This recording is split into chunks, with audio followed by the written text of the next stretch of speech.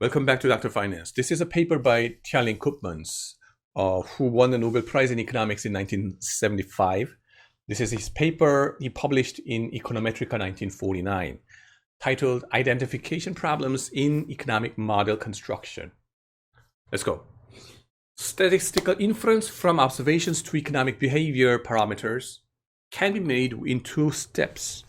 Inference from the observations to the parameters of the assumed joint distribution of the observations, and inference from that distribution to the parameters of the structural equations describing economic behavior. The latter problem of inference, described by the term identification problem, is discussed in this article in an expository manner, drawing on other more original work for concepts and theorems, and using a number of examples drawn partly from econometric literature. Introduction. The construction of dynamic economic models has become an important tool for the analysis of economic fluctuations and for related problems of policy. In these models, macroeconomic variables are thought of as determined by a complete system of equations. The meaning of the term complete is discussed more fully below. At present, it may suffice to describe a complete system as one in which there are as many equations as endogenous variables. That is, variables whose formation is to be explained by the equations. The equations are usually of, at most, four kinds. Equations of economic behavior, institutional rules, technological laws of transformation, and identities. We shall use the term structural equations to comprise all four types of equations. Systems of structural equations may be composed entirely on the basis of economic theory. By this term, we shall understand the combination of principles of economic behavior derived from general observation, partly in introspective, partly through interview or experience, or the motives of economic decisions. No knowledge of legal and institutional rules restricting individual behavior, tax schedules, price controls, reserve requirements, etc. Technological knowledge and carefully constructed definitions of variables. Alternatively, a structural equation system may be determined on the dual basis of such theory, combined with systematically collected statistical data for the relevant variables for a given period and country or other unit. In this article, we shall discuss certain problems that arise out of model construction in the second case, where statistical data are used as one of the foundation stones on which the equation system is erected. The modern methods of statistical inference are an indispensable instrument. However, without economic theory as another foundation stone, it is impossible to make such statistical inference apply directly to the equations of economic behavior, which are most relevant to analysis and to policy discussion. Statistical inference, unsupported by economic theory, applies to whatever statistical regularities and stable relationships can be discerned in the data. Such purely empirical relationships, when discernible, are likely to be due to the presence and persistence of the underlying structural relationships, and if so, could be deduced from a knowledge of the latter.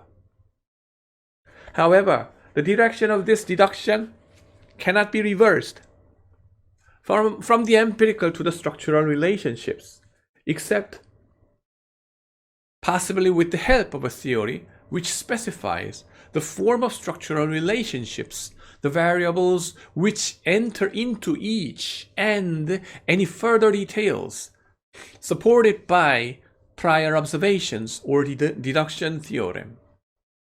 The more detailed these specifications are made in the model, the greater scope is thereby given to statistical inference from the data to the structural equations. We propose to study the limits to which statistical inference from the data to the structural equations, other than definitions, is subject, and the manner in which these limits depend on the support received from economic theory. This problem has attracted recurrent discussion in econometric literature with varying terminology and degree of abstraction. Reference is made to Pigou, Henry Schultz, especially Chapter 2, Section 3c, Frisch, Marschak, Havelmo, an attempt to systemize the terminology and to formalize the treatment of the problem has been made over the past few years by various authors, connected in one way or another with the Coles Commission for Research in Economics. Since the purpose of this article is expository, I shall draw freely on the work by Koopans and Rubin, Volt, Hurwitz, Koopman, and Ryasöl, without specific acknowledgement in each case. I shall proceed by discussing a sequence of examples, all drawn from econometrics, rather than by a formal logical presentation, which can be found in reference. So all the way down to the second last section of the paper, which is, let's go down, down, down. Number 7, implications of the choice of the model. It has already been stressed repeatedly that any statistical inference regarding identifiable parameters of economic behavior is conditional upon the validity of the model.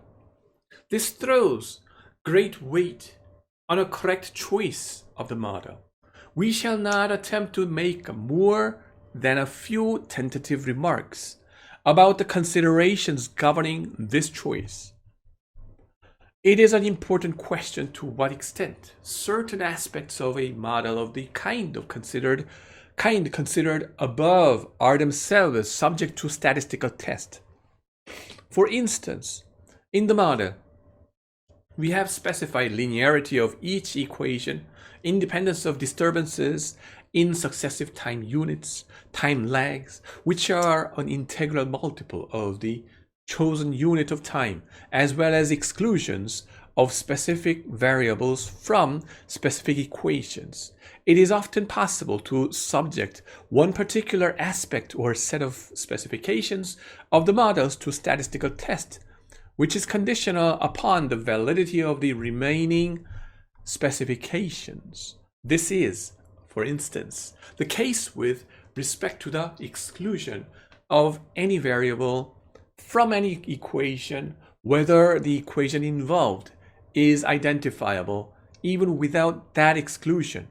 However, at least 4 difficulties arise which point to the need for further fundamental research on the principles of statistical inference.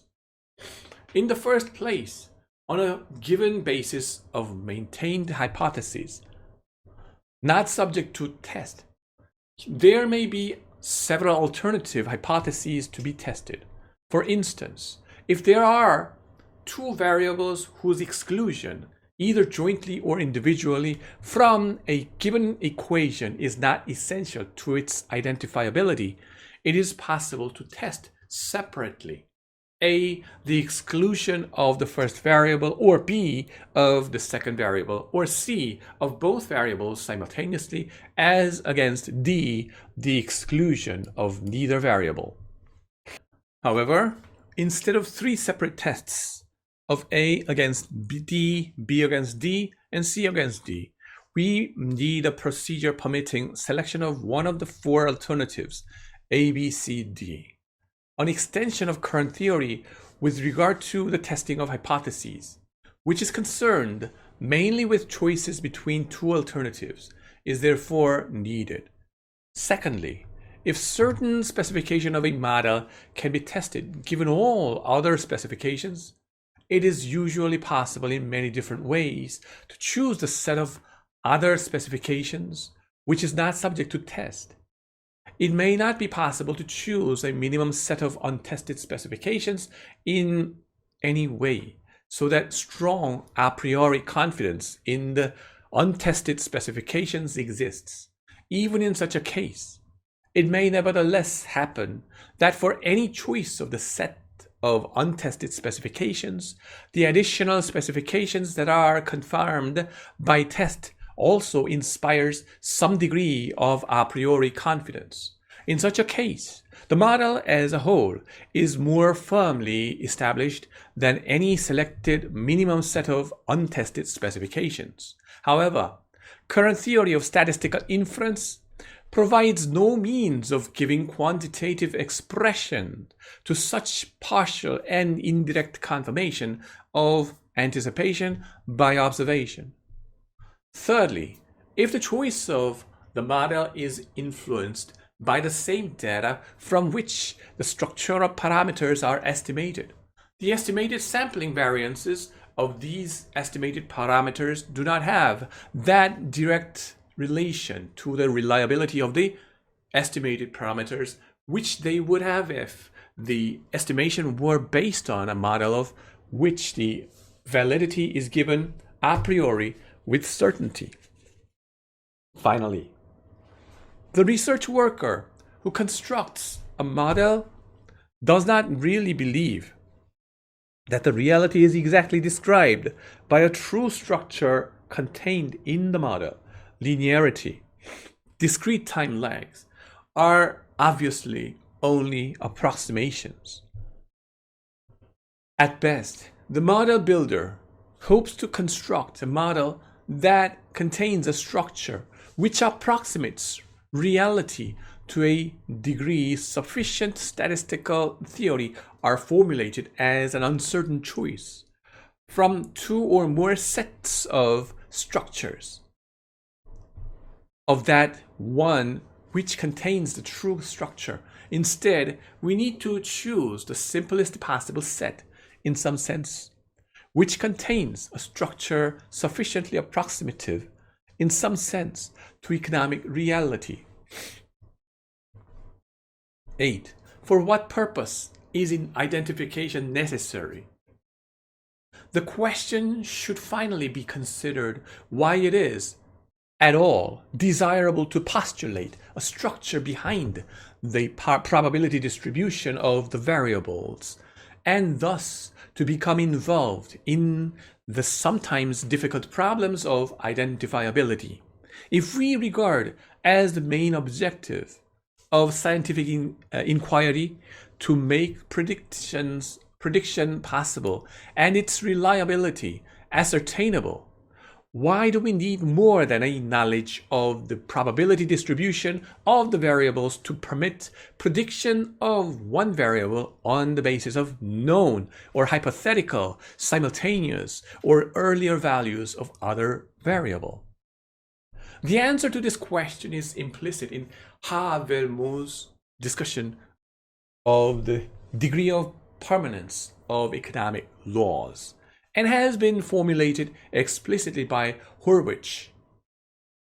Knowledge of the probability distribution is in fact sufficient whenever there is no change in the structural parameters between the period of observation from which such knowledge is derived and period to which the prediction applies. However, in many practical situations, it is required to predict the values of one or more economic variables either under changes in structure that come about independently of the economist's advice, or under hypothetical changes in structural parameters that can be brought about through policy based in part on the prediction made. In the first case, knowledge may, and in the second case, it is likely to be available as to the effect of such structural change on the parameters. An example of the first case is a well-established change in consumers' preferences. An example of the second case is a change in the average level or in the progression of income tax rates. In some cases, the new distribution of the variables on the basis of which predictions are to be constructed can only be derived from the old distribution prevailing before the structural change, if the known structural change can be applied to identifiable structural parameters, i.e. parameters of which knowledge is implied in a knowledge of the old distribution combined with the a priori considerations that have entered into the model. Thanks for listening.